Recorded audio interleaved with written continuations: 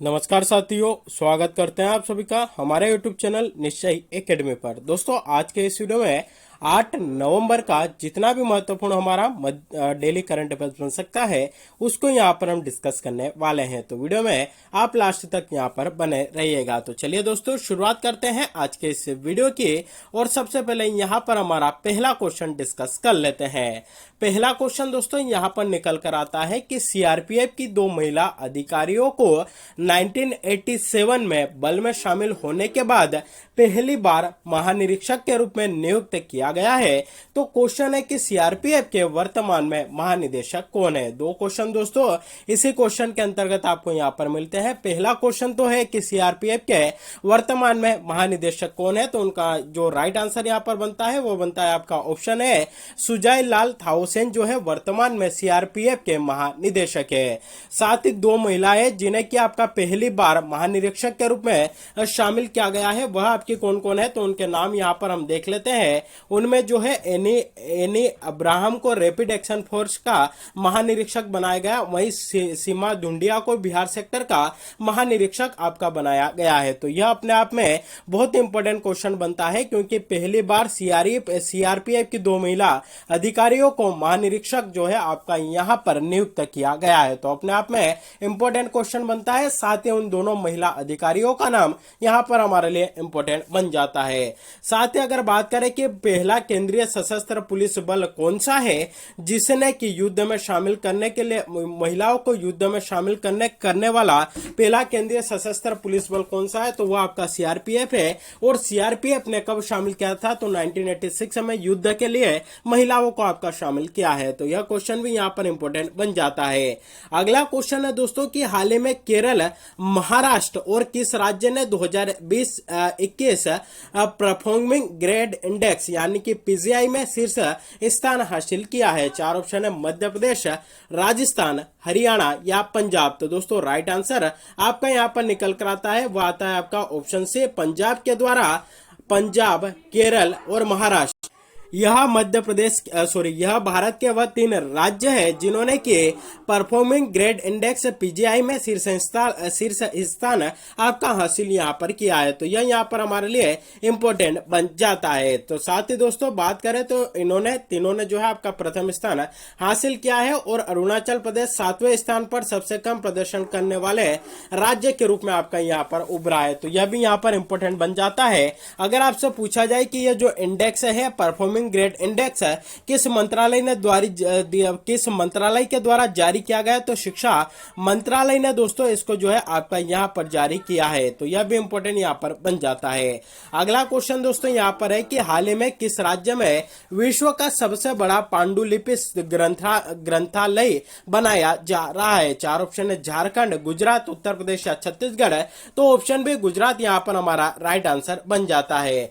गुजरात में शंखेश्वर के श्रुति तीर्थ प्राच्य विद्यापीठ में मानवीय की व्याकरण, विज्ञान, धर्म, संस्कृति, अध्यात्म आदि विषयों से जुड़ी प्राचीन पांडुलिपियों के संकलन और संरक्षण का कार्य किया जा रहा है, जिसमें 100 करोड़ रुपए से ज्यादा की लागत आने का अनुमान है। तो यह भी इंपॉर्टेंट बनता है। पांडुलिपि ग्रंथालय विश्व का सबसे बड़ा कहां बन रहा है, तो भारत के गुजरात राज्य में इसको बनाया जा रहा है।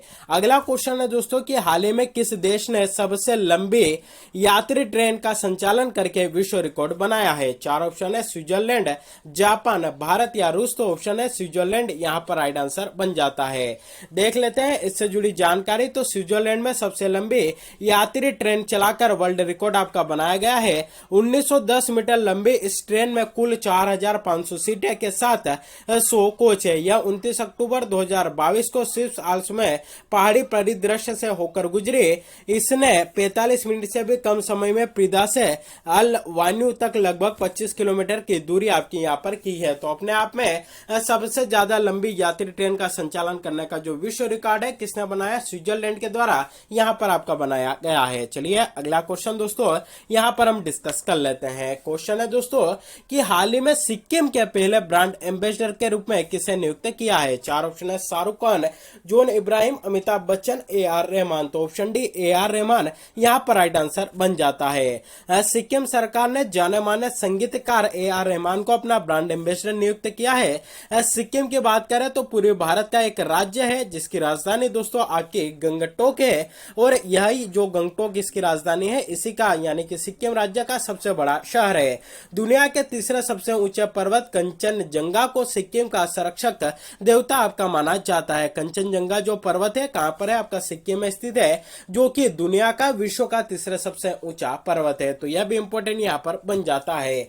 अगला क्वेश्चन है दोस्तों कि इंदौर मध्य प्रदेश में 8 से 10 जनवरी 2023 तक आयोजित होने वाले 17वें प्रवासी भारतीय दिवस सम्मेलन में निम्नलिखित में से किस देश के राष्ट्रपति मुख्य अतिथि होंगे? 4 ऑप्शन है दोस्तों, गुयाना, ब्राजील, वेनेजुएला या कोलंबिया। तो राइट आंसर दोस्तों आपका यहाँ पर बन जाता है ऑप्शन ए, यहाँ पर राइट आंसर बनेगा। गुयाना देश के जो राष्ट्रपति है, अब जो 17वां प्रवासी भारतीय दिवस होगा उसमें जो है मुख्य अतिथि के रूप में आपके शामिल होंगे। 17वां प्रवासी भारतीय दिवस सम्मेलन 8 से 10 जनवरी 2023 तक इंदौर मध्य प्रदेश के इंदौर में आपका आयोजित होगा। गुयाना के राष्ट्रपति डॉक्टर मोहम्मद इरफान अली सम्मेलन में मुख्य अतिथि होंगे। युवा प्रवासी भारतीय दिवस 8 जनवरी 2023 को आयोजित किया जाएगा। वहीं 17वें प्रवासी भारतीय दिवस का जो विषय है डायस्पोरा अमृत काल में भारत की प्रगति के लिए विश्वसनीय भागीदार है, इसकी जो है आपकी थीम रहेगी, इसका यहाँ पर विषय रहेगा। और अगर आपसे पूछा जाए कि प्रवासी भारतीय दिवस आपका कब मनाते हैं, तो प्रतिवर्ष 9 जनवरी को मनाया जाता है। 9 जनवरी को ही क्यों मनाते हैं? क्योंकि वर्ष 1915 में 9 जनवरी के दिन जो महात्मा गांधी जी थे आपके दक्षिण अफ्रीका से भारत लौटे थे। तो यह इंपॉर्टेंट यहाँ पर अपने आप में बन जाता है। अगला क्वेश्चन है कि 5 नवंबर 2022 को किस अंतर्राष्ट्रीय हॉकी 5 नवंबर 2022 को किसे अंतर्राष्ट्रीय हॉकी महासंघ के नए अध्यक्ष के रूप में चुना गया है? 4 ऑप्शन है, नरेंद्र बत्रा, राजीव खन्ना, मार्क कांड्रान या मोहम्मद तैयब इकराम। तो दोस्तों राइट आंसर बनता है ऑप्शन डी, मोहम्मद तैयब इकराम को हाल ही में अंतर्राष्ट्रीय हॉकी महासंघ के नए अध्यक्ष आपका चुना गया है। बहुत ही इंपॉर्टेंट क्वेश्चन यह आपका यहाँ पर बनता है।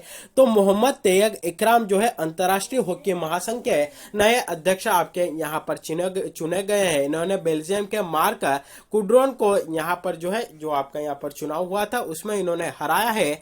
कुल 129 राष्ट्रीय संघों में से 126 ने वेद मत आपके यहाँ पर डाले हैं। इकराम का कार्यकाल 2 साल का होगा ताकि वह पूर्व अध्यक्ष बत्रा का कार्यकाल पूरा कर सकेंगे, यानी कि सिर्फ 2 साल के लिए इनको नया अध्यक्ष बनाया गया है, क्योंकि इसके पहले आपके अंतर्राष्ट्रीय हॉकी महासंघ के अध्यक्ष नरेंद्र बत्रा जो है आपके हुआ करते थे, उन्होंने जो है इस पद से आपका इस्तीफा दे दिया है। उसके बाद उनका जो बचा हुआ कार्यकाल है उसके लिए इनको जो है आपका अध्यक्ष यहाँ पर बनाया गया है। इनके इस्तीफा देने के बाद इनको कार्यवाहक अध्यक्ष आपका बनाया गया था, लेकिन अब जो है आपके यह अध्यक्ष यहाँ पर बन चुके हैं। सिर्फ 2 साल के लिए इनका कार्यकाल यहाँ पर रहेगा। चलिए दोस्तों अगला क्वेश्चन हम यहाँ पर और डिस्कस कर लेते हैं कि 5 नवंबर 2022 को किसने पहली बार सैयद मुश्ताक अली ट्रॉफी 2022 जीती है? 4 ऑप्शन है, मुंबई, गुजरात, तमिलनाडु या हिमाचल प्रदेश। तो राइट आंसर आपका बनता है ऑप्शन है, मुंबई के द्वारा इसको आपका जीता गया। उप विजेता कौन रहा? तो हिमाचल प्रदेश आपका रहा है।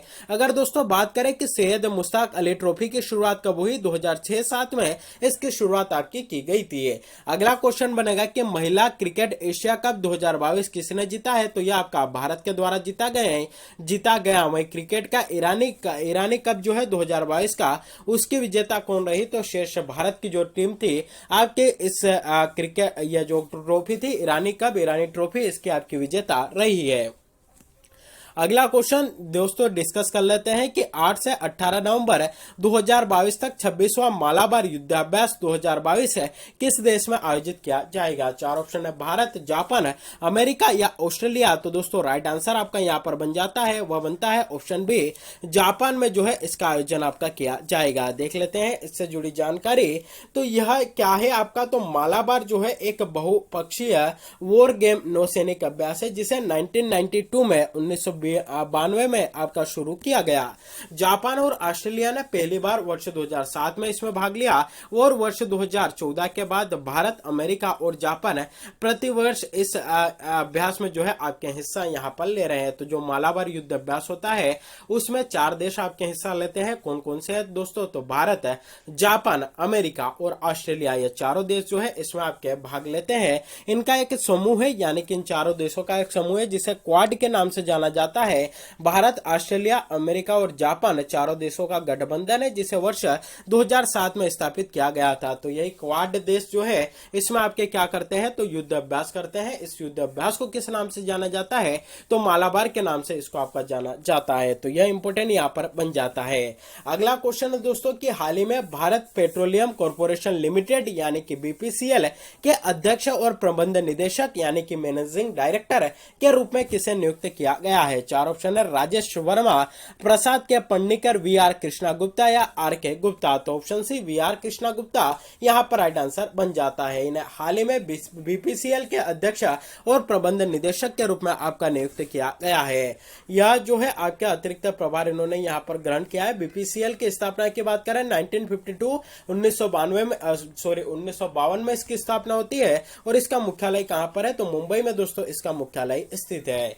तो दोस्तों यह था हमारे आज के करंट अफेयर्स का सेशन। वीडियो अच्छा लगा हो तो वीडियो को अधिक से अधिक लोगों तक शेयर करिएगा, वीडियो को लाइक करिएगा। चैनल पर पहली बार विजिट कर रहे हैं तो चैनल को सब्सक्राइब भी जरूर करिएगा या बेल नोटिफिकेशन को प्रेस करके रखिएगा ताकि जब भी वीडियो अपलोड हो इसकी नोटिफिकेशन सबसे पहले आप तक पहुंच सके और आप इसका लाभ यहां पर उठा सके। तो आज के लिए बस इतना ही, मिलते हैं अगले वीडियो में, तब तक के लिए जय हिंद।